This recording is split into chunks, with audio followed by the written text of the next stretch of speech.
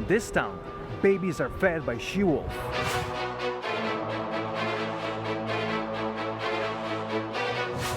No, I just made it up. This statue is about the story that Rome was founded by two brothers, Romulus and Remus, that were raised by she-wolf. But this isn't Rome, this is Siena, and you can see this statue all over the town. The reason is that here they have a sequel to the original story.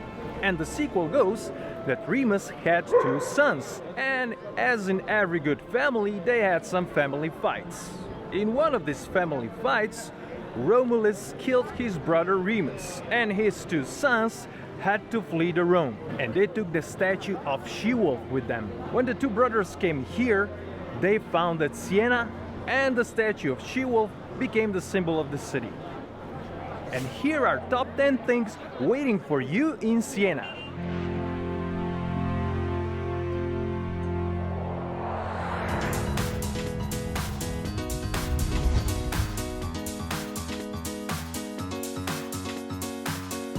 This is the best starting place. From the top of the wall, you can see the best skyline of Siena.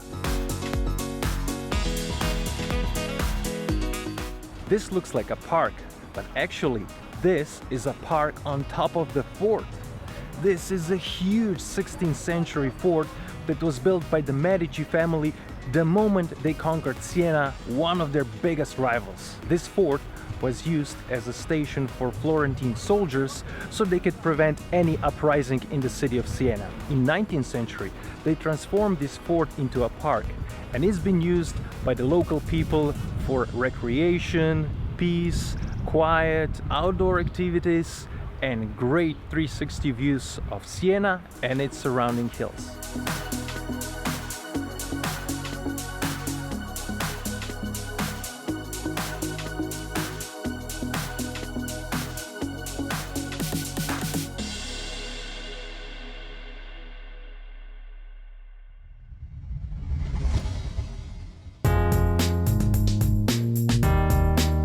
It's a good idea to check one of Siena's many city gates. This way you'll get a better understanding that Siena was an actual medieval town surrounded by thick walls, and these city gates were the only way in and out of the city.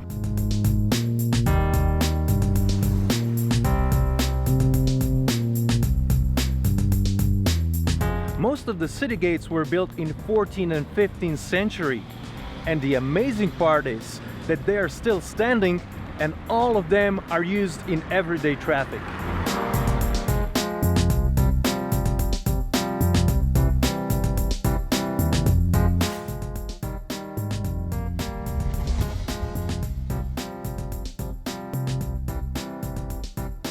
In Siena there are many different squares and windy little streets, and each and every one of them has their own unique story. This square is surrounded by three huge palaces, and the story of this square is that this is a headquarters of the oldest still operating bank in the world. The bank was founded here in 1472, and the amazing part is the bank is still there. It's like 550 years or something.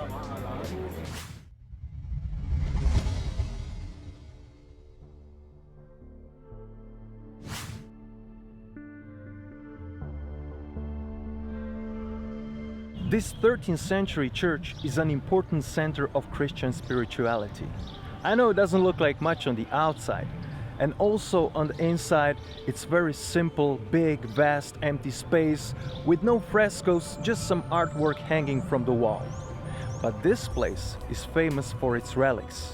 Unfortunately, you're not allowed to take photos or videos of those relics. In particular, it's famous for the relic of the holy head of Saint Catherine that's on display. Saint Catherine devoted her life to God.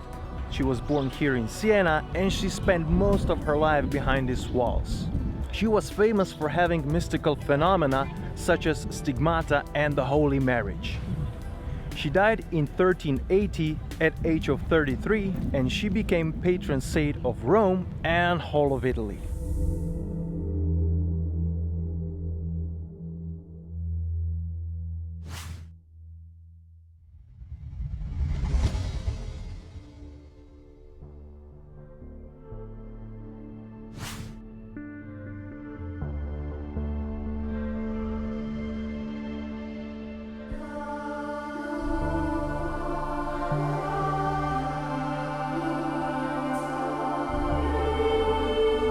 There is the entrance to the baptistry. You can easily miss it as it sits under the cathedral, but this place is well worth the visit. It was built in 1300, and once you get inside, you will be stunned by colorful frescoes. And in the middle, you'll find baptismal font made out of marble and bronze. The bronze panels are showing the life of St. John the Baptist, and two of them were made by famous Donatello.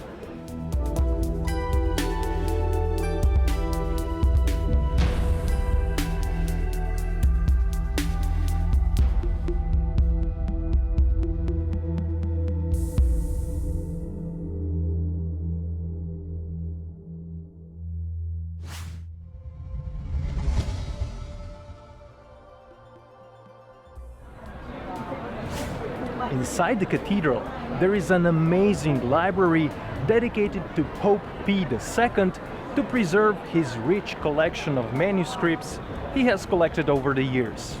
It was built by his nephew, Pope Pii III. But the library is not famous for the manuscripts. It is famous for its frescoes. Apparently, they were painted by young Raffaello, and they're showing 10 scenes from the life of Pope Pii II.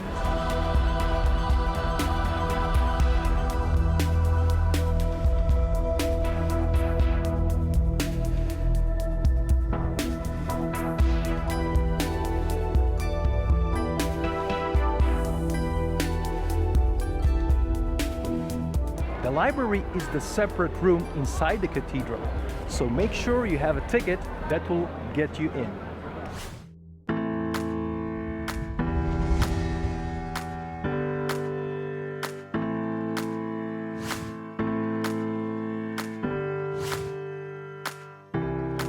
This is one of the most famous landmarks in Siena. It was built in 14th century next to the town hall. It was designed to be the same height as the bell church tower if you looked at Siena from the distance. The idea was that the church and the state are equal power. But if I look at the skyline of Siena today, I have a feeling that the church tower is a little bit taller. But this tower is built at the lowest point of the main square, so it is much taller. In fact, when it was finished, this was one of the tallest structures in the world. You can get to the top and get great 360 views of Siena. But you better be in good shape, because there are 400 steps waiting for you. The name of the tower means the Tower of the Eater, and it was named after the first citizen that got a job on the top of the tower. His job was to strike the bell every hour. And since he was famous for overeating, hence the name of the tower.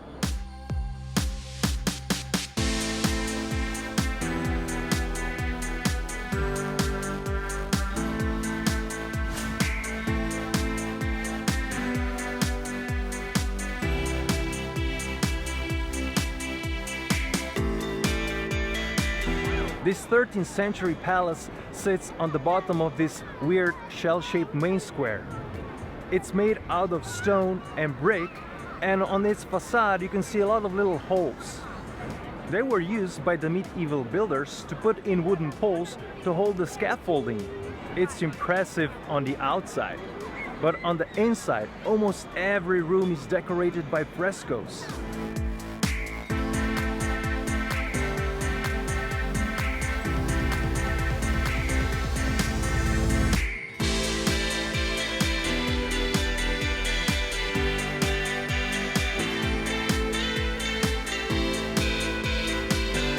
And it's most famous for the fresco cycle of good and bad government. You see, this palace was and still is today used as a town hall. So these frescoes were designed to remind the rulers what was at stake when they made their decisions.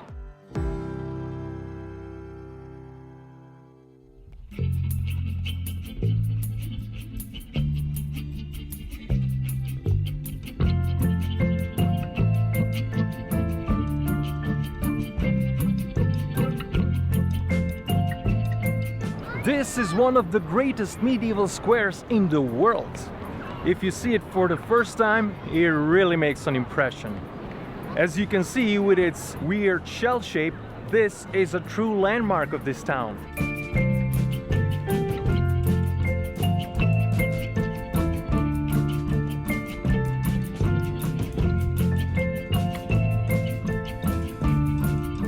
This is the heart of Siena. This is the heart of social and political life. It's a marketplace and it's a racetrack for the weirdest horse race in the world. Each year, on July the 2nd and August the 16th, the famous Palio horse race takes place here. This place is packed with people and the jockeys are dressed in the colors of different neighborhoods. They go around this square for just 3 laps and the winner brings an amazing joy to the winning neighborhood. If you sit in one of the bars and restaurants around this square, you will see this crazy race on their TV sets.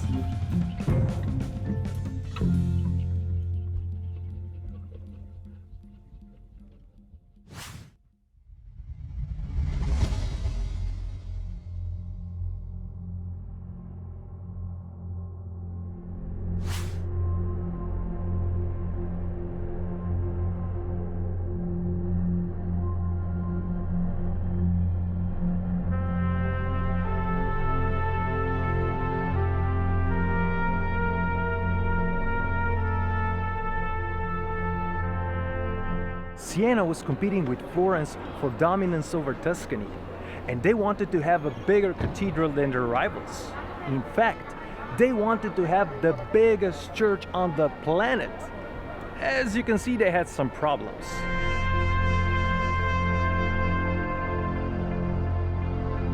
There were wars, there was plague, and they ran out of money. Now you can get to the top of the unfinished wall and get great views over Siena.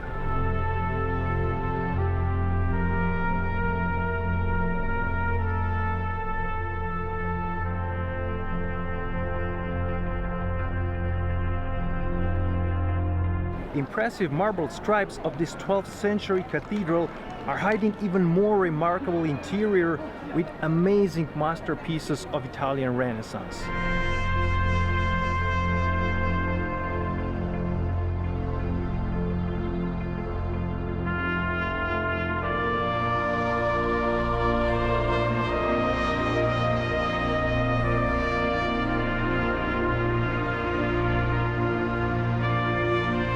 It has spectacular marble mosaic floors, a 13th century pulpit sculpted by Nicola Pisano, and other artworks of the most celebrated Italian artists.